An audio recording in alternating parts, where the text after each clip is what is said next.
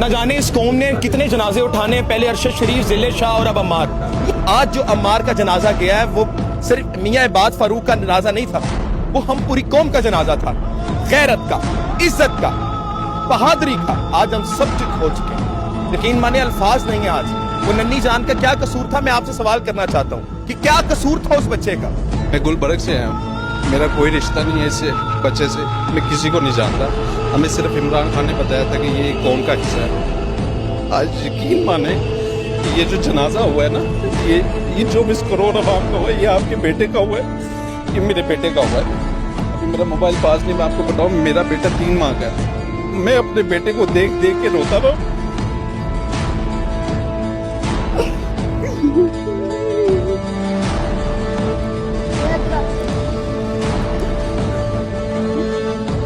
میں بتا نہیں سکتا کہ وہ میرا بھی بیٹا تھا.